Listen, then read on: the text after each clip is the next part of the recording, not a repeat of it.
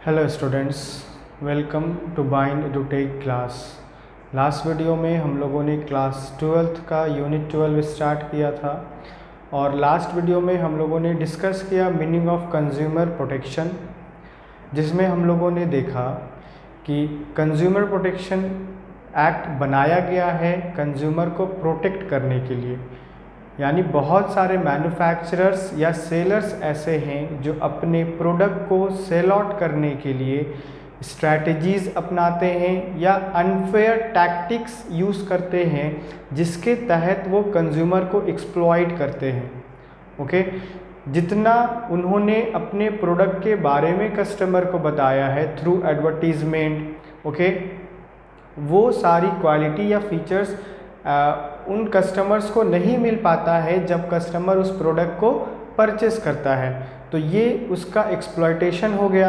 या जितना उसे क्वालिटी बताया जा रहा है या वेट बताया जा रहा है, वज़न, उस अनुसार उससे उतना पैसा नहीं लिया जा रहा है या उससे ज़्यादा लिया जा रहा है, तो ये भी एक्सप्लॉयटेशन में काउंट होगा। तो कंज्यूमर को एक प्रोटेक्शन प्रोवाइड किया गया है under consumer protection act, okay, जिसके तहत बहुत सारे अनफेयर ट्रेड प्रैक्टिसेस से कस्टमर को बचाया जाता है।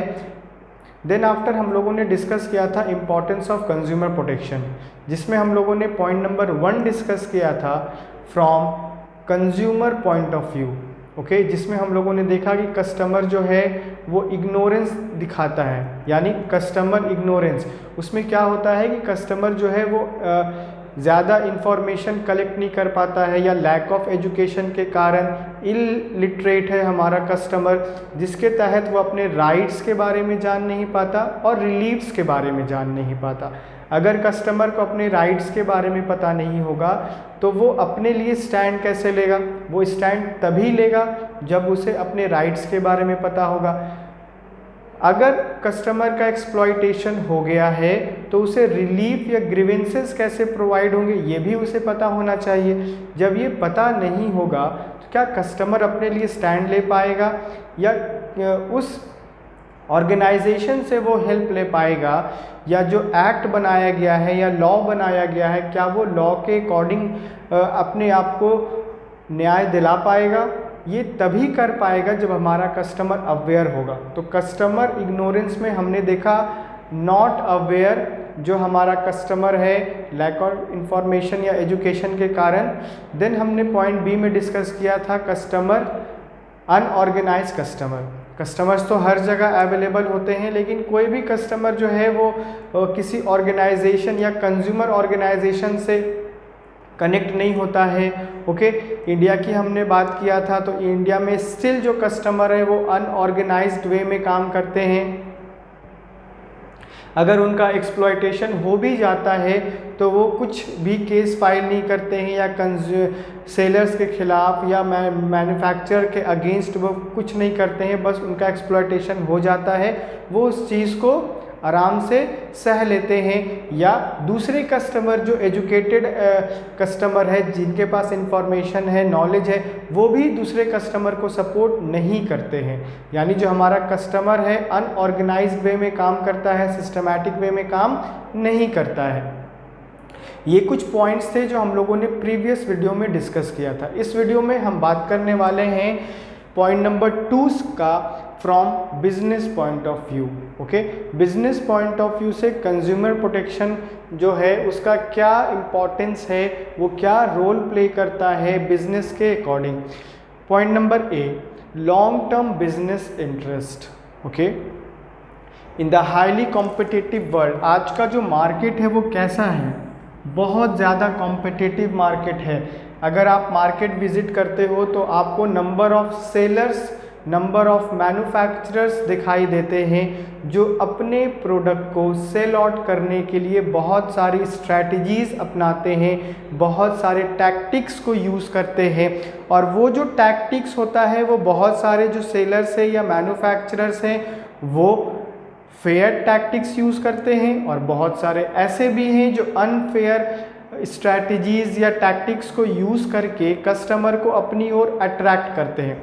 सो द थिंग इज़ कि आज का जो मार्केट है पूरे वर्ल्ड का, केवल इंडिया की बात नहीं कर रहे हैं, पूरे वर्ल्ड का जो मार्केट है वो हाईली कॉम्पिटिटिव मार्केट बन गया है।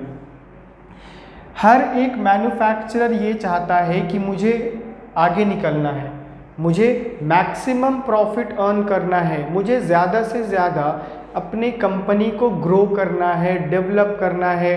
अगर हमारा एक जगह पे हमारा शॉप है तो हमें मल्टीपल जगह पे अपने शॉप्स को ओपन करना है, ब्रांचेस खोलने हैं। ओके, अगर हमारा एक स्टेट में अगर एक दुकान है तो उस स्टेट के अलावा भी हमें दूसरे स्टेट में रीच करना है। ये जो मैन्युफैक्चरर है या जो सेलर है ये बहुत सारी चीज़ों को अपने ध्यान में रखता है और इसे ये देखना होता है कि कैसे मैं मैक्सिमम प्रॉफिट अर्न करूँ, और उस प्रॉफिट के चक्कर में वो उन सारी चीज़ों को कर देता है शायद जो उसके लिए भी हार्म हो और कंज्यूमर के लिए हार्म हो।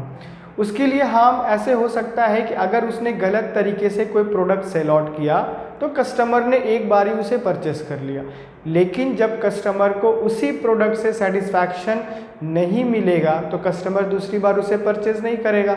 और अगर कस्टमर ने उसे परचेज किया, अगर उसे कोई हार्म होता है तो दोनों के लिए नुकसानदेह है। तो कॉम्पिटिटिव वर्ल्ड में जहाँ पर कंज्यूमर के लिए एक बेनिफिट होता है, कंज्यूमर के लिए ये बेनिफिट है कि उसे नंबर ऑफ मैन्युफैक्चरर्स का ऑप्शन है, नंबर ऑफ सेलर्स उसके पास अवेलेबल हैं, number of brand with their products available है मार्केट में।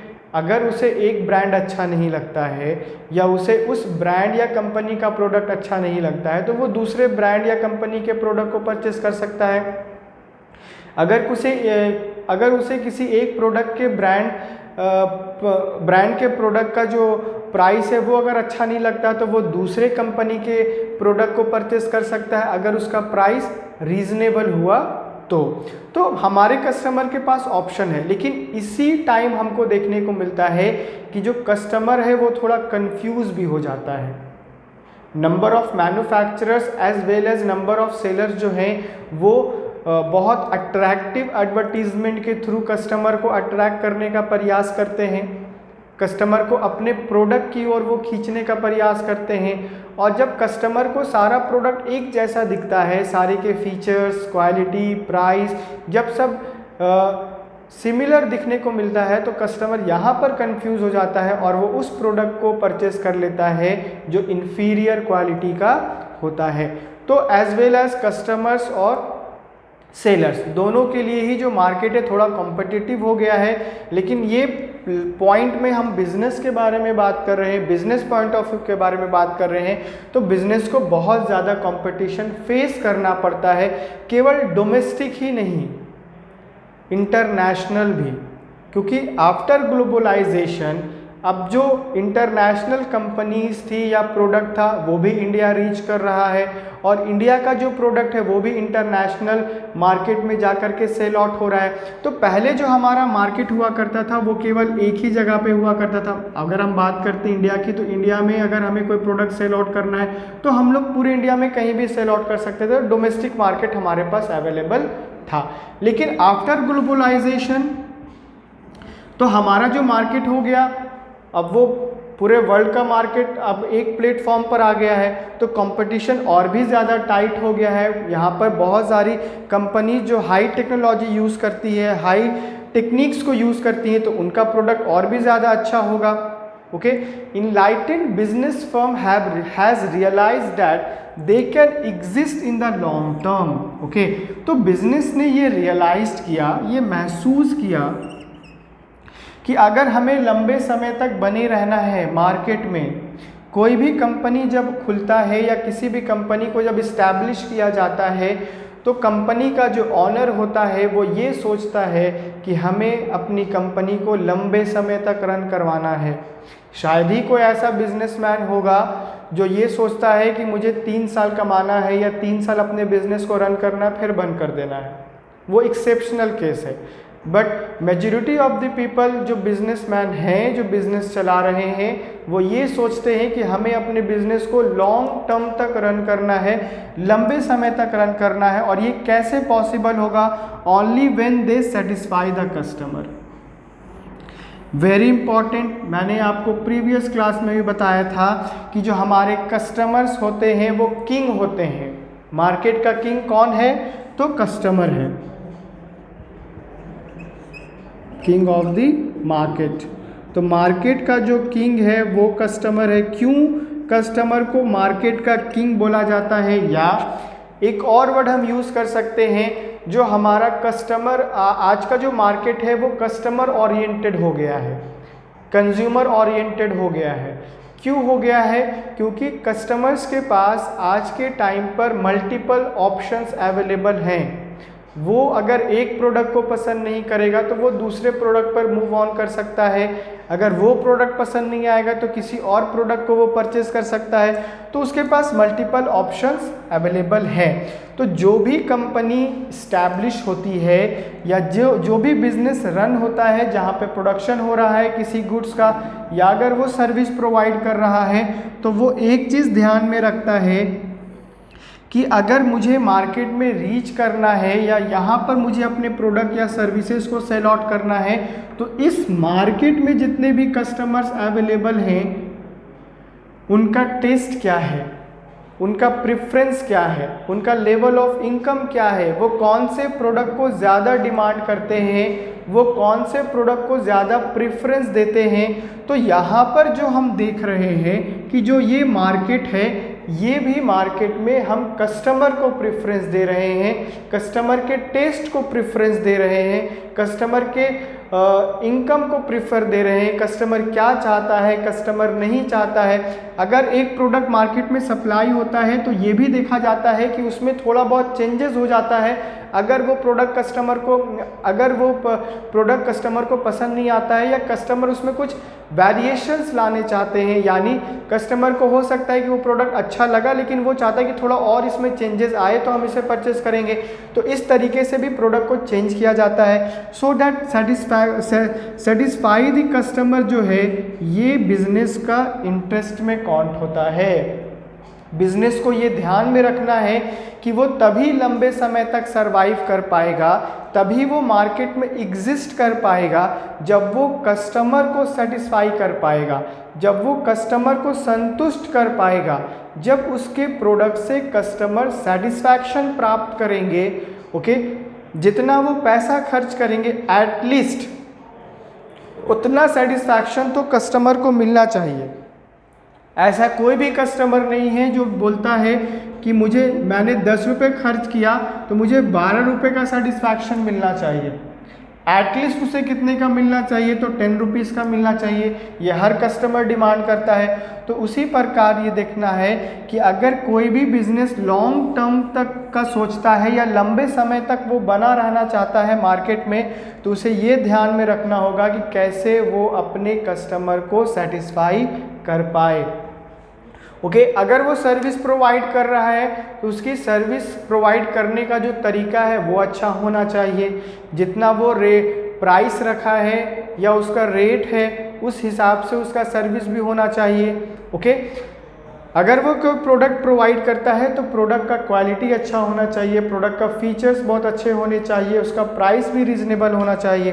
Then satisfy customer not only bring repeat cell.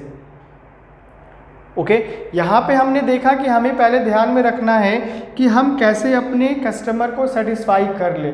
अगर हमने अपने कस्टमर को सेटिस्फाई कर लिया तो केवल ये नहीं कि कस्टमर वो चीज़ को दोबारा परचेस कर लेगा, वो करेगा, लेकिन साथ में एक और चीज़ वो कस्टमर क्या करेगा हमारे लिए या उस कंपनी के लिए, but also add new customers. Okay, by providing good feedback about the firm. जब एक कंपनी या एक बिजनेस किसी प्रोडक्ट को प्रोड्यूस करता है या मैन्युफैक्चर करता है और वो प्रोडक्ट जब मार्केट में सेल आउट होता है और उसे नंबर ऑफ कस्टमर जब परचेज करते हैं और उस प्रोडक्ट से जब उन्हें सेटिस्फैक्शन मिलता है, जब वो सेटिस्फाई होते हैं और उसका रेट, क्वालिटी, फीचर जब सब कुछ अच्छा होता है तो कस्टमर उस प्रोडक्ट को दोबारा परचेस करता है ना। यहाँ पर हमने देखा रिपीट सेल, यानी जो कंपनी का सेल है वो उसी कस्टमर के द्वारा हो रहा है। फॉर एग्जाम्पल, अगर कस्टमर हमारा ए है, ए ने अगर परचेस किया तो केवल ए को अगर सेटिस्फैक्शन प्रोवाइड हुआ, अगर ए हमारा सेटिस्फाई हो गया वन टाइम में, तो वो सेकंड टाइम भी उस प्रोडक्ट को लेगा, थर्ड टाइम भी लेगा, फोर्थ टाइम भी लेगा, और कंटिन्यूअस वो उस प्रोडक्ट को लेता रहेगा जब तक उसे सेटिस्फैक्शन मिलता रहेगा। अब ए जो है वो एक कॉलोनी में रहता है, ओके।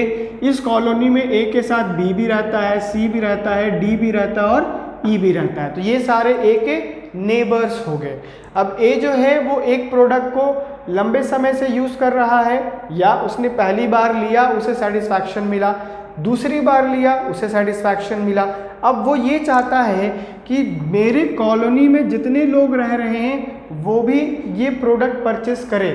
क्यों करें? क्योंकि ए को उस प्रोडक्ट से सेटिस्फैक्शन मिला, ए को वो प्रोडक्ट अच्छा लगा, तो बी ने परचेस किया, सी ने भी परचेस किया, डी ने भी परचेस किया और ई ने भी परचेस किया।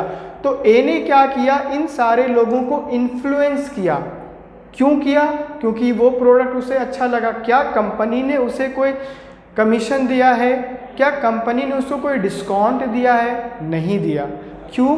क्योंकि वो भी एक कस्टमर है जैसे बाकी कस्टमर्स हैं, लेकिन जब ए को वो प्रोडक्ट अच्छा लगा तो ए ने बी सी डी ई को इन्फ्लुएंस किया।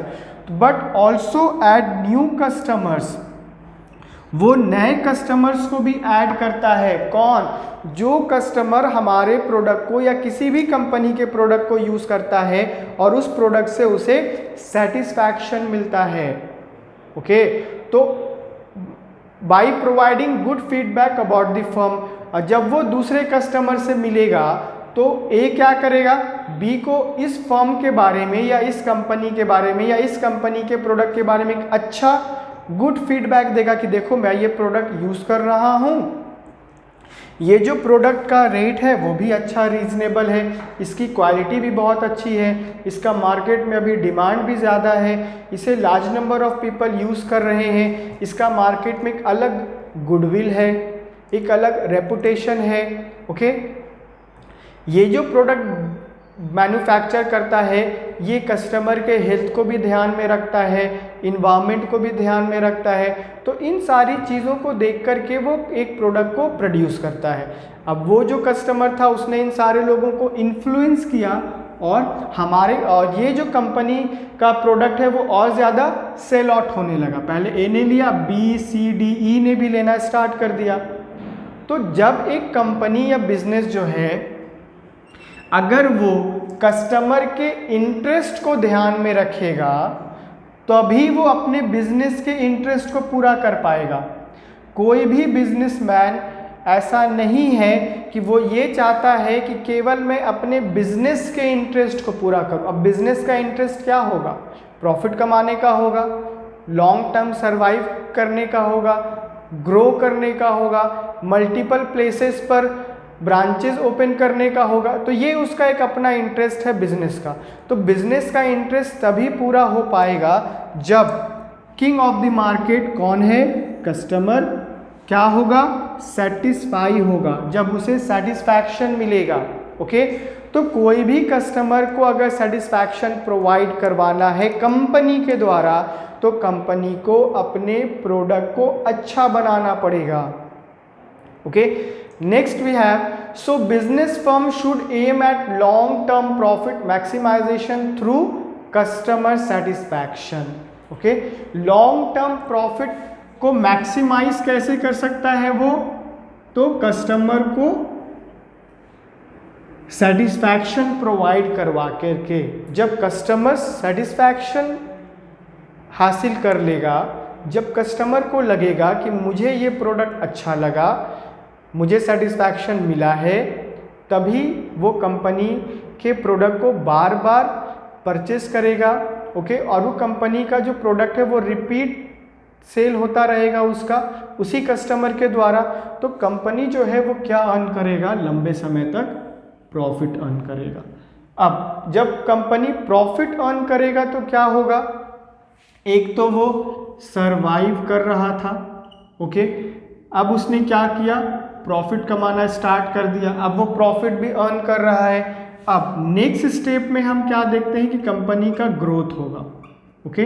कंपनी के अंदर अगर मान लेते हैं कि 100 एम्प्लॉय काम कर रहे थे, अब प्रोडक्ट का डिमांड इंक्रीज होने लगा, सो 100 की जगह 150 और एम्प्लॉय ऐड हो जाएंगे, तो 150 एम्प्लॉय और आएंगे उसमें, तो 150 एम्प्लॉय आएंगे यानी 50 एम्प्लॉय और ऐड होंगे, तो प्रोडक्शन भी इंक्रीज होगा। जब प्रोडक्शन इंक्रीज होगा तो सेल भी इंक्रीज होगा।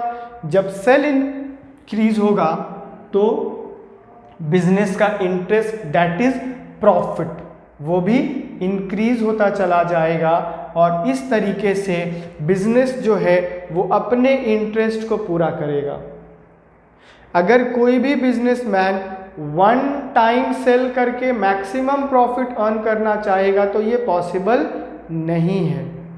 उसने अगर वन टाइम सेल किया और उसने मैक्सिमम कस्टमर को अपने प्रोडक्ट सेल आउट कर दिए, लेकिन आफ्टर कंजम्पशन जब कस्टमर को ये पता चलेगा कि ये जो प्रोडक्ट है वो अच्छा नहीं है, इसकी क्वालिटी अच्छी नहीं है, इसका प्राइस भी हमसे ज़्यादा लिया गया है, तो कस्टमर कभी भी उस प्रोडक्ट को दूसरी बार परचेज नहीं करेगा। तो वो जो कंपनी या बिजनेस है उसने अपना इंटरेस्ट एक बार में पूरा हो सकता है कर लिया, लेकिन वो लंबे समय तक नहीं रन कर पाएगा।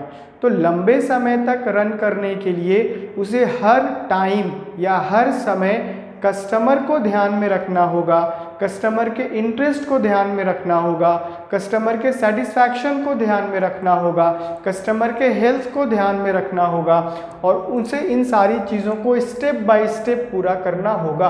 तभी वो maximum to maximum profit earn कर पाएगा और अपने बिजनेस को ग्रो कर पाएगा।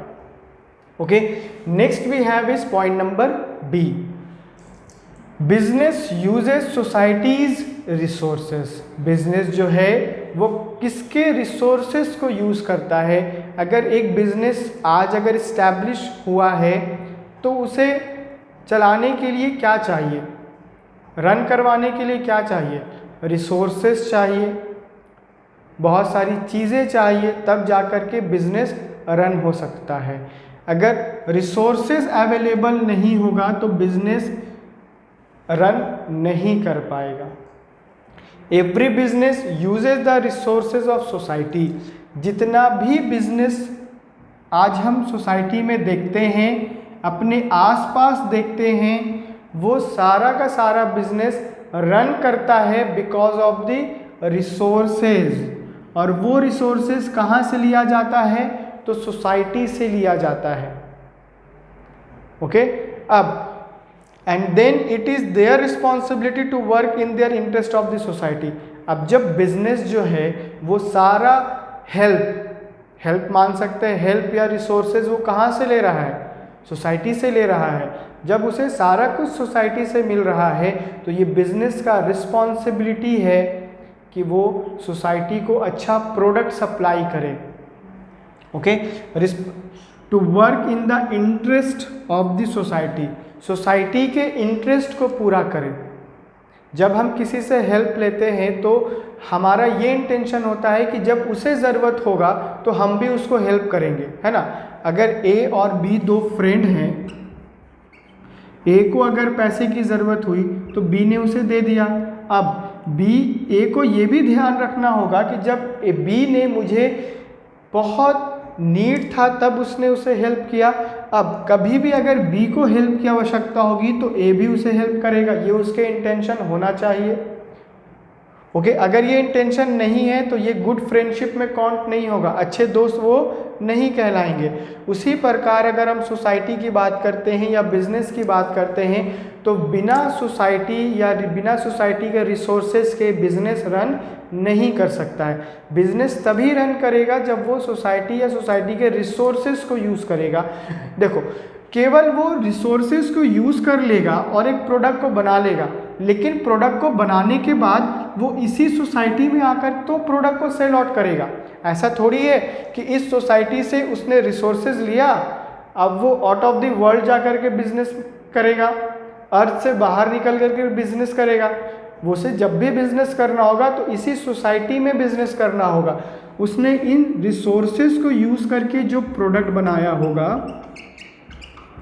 या जो गुड्स बनाए होंगे वो इसी सोसाइटी में सेल आउट होंगे। वो इस सोसाइटी से बाहर नहीं जाएगा। ओके, तो उसे ये ध्यान रखना है कि वो इंटरेस्ट को भी पूरा करे। किसके इंटरेस्ट को? सोसाइटी के इंटरेस्ट को। Next we have is point number C, moral justification. It is the moral duty of the business, ये बिजनेस का मोरल ड्यूटी है to take care of the consumers' interest. Okay, business का moral duty है कि वो consumer के interest को priority दे, वो कंज्यूमर के इंटरेस्ट को टेक केयर करे, पूरा करे, ख्याल करे, ध्यान रखे, तभी वो लंबे समय तक बिजनेस रन कर पाएगा। क्योंकि एट द एंड जितना कॉस्ट है वो कौन बेयर करता है?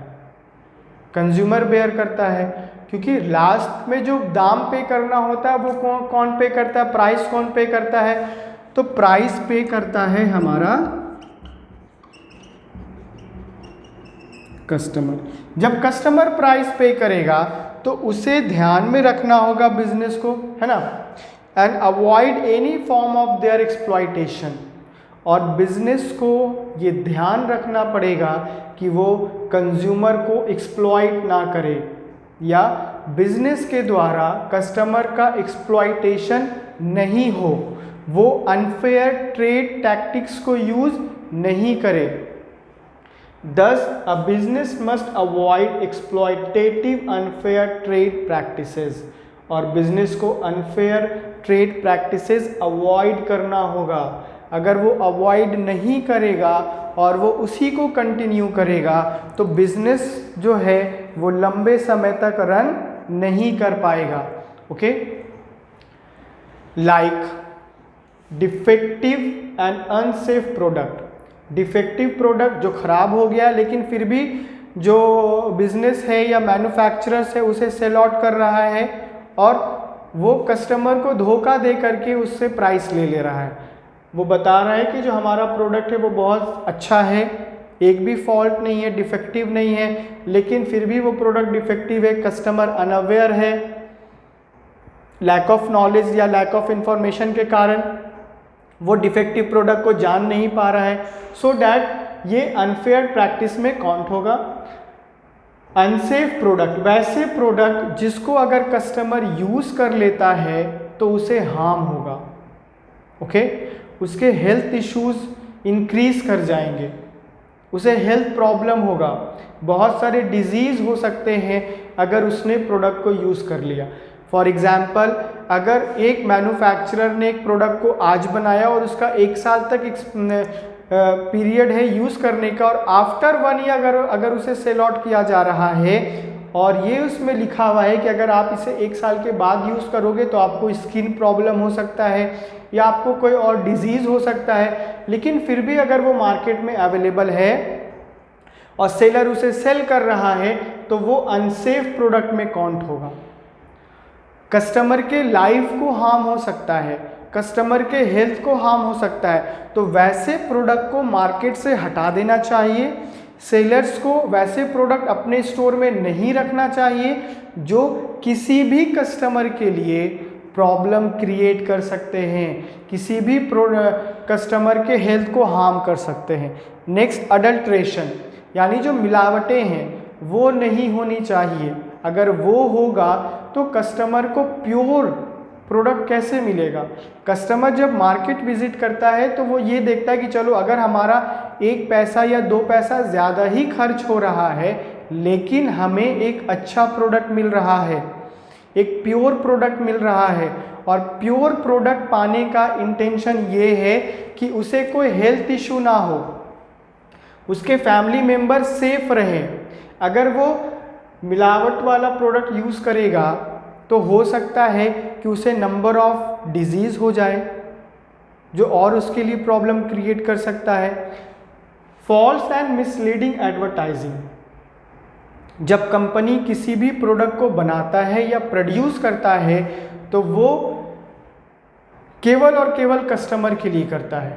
अब उसने अपने प्रोडक्शन हाउस में एक प्रोडक्ट को बना लिया और वहाँ पर उसने उसे स्टोर कर दिया वेयर हाउस में। अब कस्टमर तभी उस प्रोडक्ट तक रीच कर पाएगा जब उसका इंफॉर्मेशन उस तक रीच करेगा, है ना। अब प्लेस ऑफ प्रोडक्शन और प्लेस ऑफ कंजम्पशन दोनों अलग अलग जगह पर है, तो प्लेस ऑफ प्रोडक्शन से जब तक ये इंफॉर्मेशन पास आउट नहीं होगा प्लेस ऑफ कंजम्पशन तक, तो कस्टमर वहाँ तक रीच कैसे करेगा। तो एडवर्टीजमेंट के थ्रू हमारा जो सेलर है या मैन्युफैक्चरर है वो इंफॉर्मेशन पास आउट करता है और कस्टमर को इन्फॉर्म करता है कि हमने ये प्रोडक्ट बना लिया है, लेकिन इंफॉर्मेशन के टाइम या एडवर्टाइजिंग के टाइम पर वो गलत इंफॉर्मेशन पास आउट कर देता है, वो इंफीरियर क्वालिटी के प्रोडक्ट को सुपीरियर प्रोडक्ट बना देता है और जब उसे कस्टमर परचेस करता है तो उसे वो सेटिस्फैक्शन प्राप्त नहीं होता है। तो फॉल्स एंड मिसलीडिंग एडवर्टीजमेंट से बचना होगा और ये बिजनेस को अवॉइड करना होगा। अगर बिजनेस इसी को कंटिन्यू करेगा तो वो लंबे समय तक सरवाइव नहीं कर पाएगा। Next point number D, social responsibility. A business has social duties to a variety of stakeholders including owner, employees and government and customer. Business का कुछ सोशल रिस्पॉन्सिबिलिटी है। ओके, अब अगर हम सोसाइटी की बात करते हैं तो सोसाइटी में बिजनेस का ऑनर भी सरवाइव करता है, बिजनेस में काम करने वाले एम्प्लॉयज़ भी हैं, गवर्नमेंट भी है, कस्टमर्स भी अवेलेबल हैं। अब बिजनेस का कुछ रिस्पॉन्सिबिलिटी है इन सारे लोगों के टूवर्ड्स। ओके, अगर हम गवर्नमेंट की बात करते हैं तो गवर्नमेंट बहुत सारे चीज़ों में बिजनेस को रिलैक्सेशन प्रोवाइड करता है।